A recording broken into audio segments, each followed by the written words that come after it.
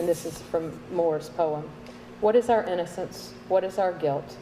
All are naked, none is safe. And whence is courage?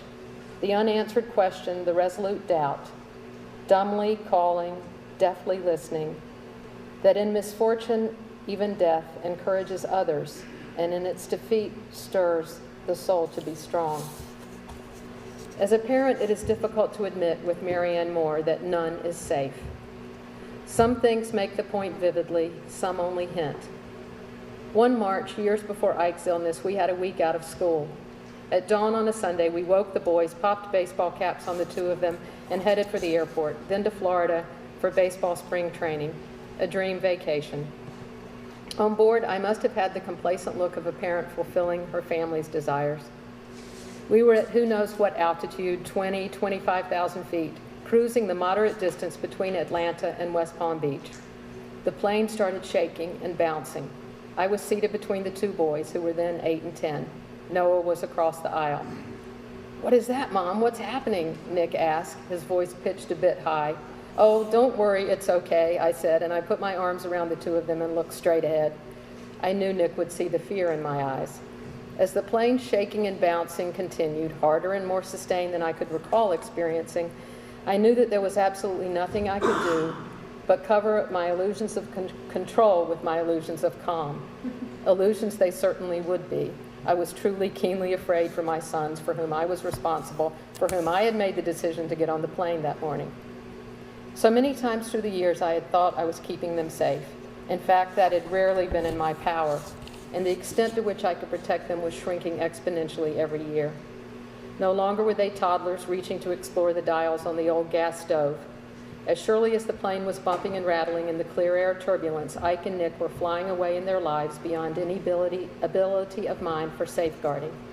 As the plane calmed, I did. The turbulence passed. We landed, and the panic-provoked realization of powerlessness thinned out and was as easily discarded as my boarding pass.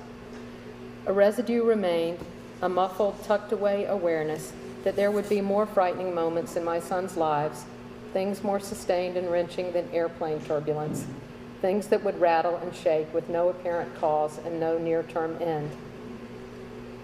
When the boys were 3 and 5, two incidences happened back to back. Each was an experience and loss of something precious at the time. Each boy had a few bad dreams about the lost thing, fretting and worrying. Looking back, the losses seemed small, silly almost. They did not to the boys at the time. The first one happened to Ike.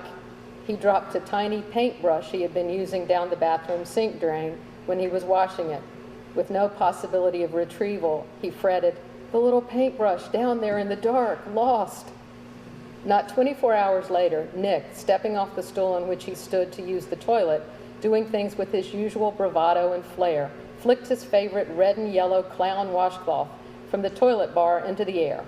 The toilet lid still up, the toilet flushing, the washcloth airborne, Nick batted the cloth again as usual toward the sink where he would move next to continue his cleanup for bed. The cloth landed in the flushing toilet and the clown was down the drain, much as the paintbrush had been the day before. Nick was stunned, motionless, wide-eyed and open-mouthed for 10 or 15 seconds, then breaking into shrieks of disbelief followed by sobs. To think, yellow clown is gone forever. Each of these was a small loss. New paintbrushes and washcloths with other appealing characters could be found. What struck me was each boy's immediate sense of loss and my own instantaneous desire to fix it. Both seemed to flood in before thought. Stepping back and letting be, letting grow, especially amid sadness, is not instinctual. It requires effort. I have a small collection of 4 pictures of the two boys.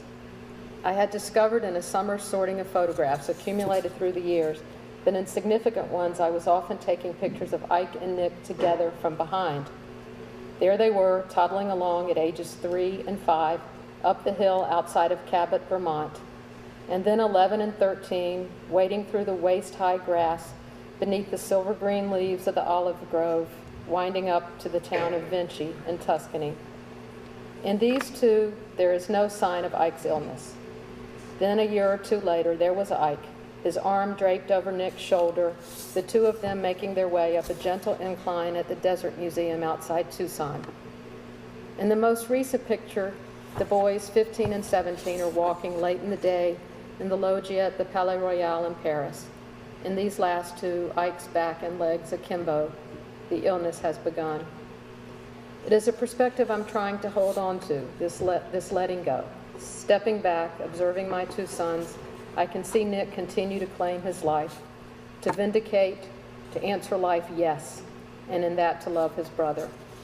I see Ike claiming his life, in part by pulling his brothers to himself, delighting in Nick's every tale, devouring his every experience, fretting about him at times, curling into his brother's yes world.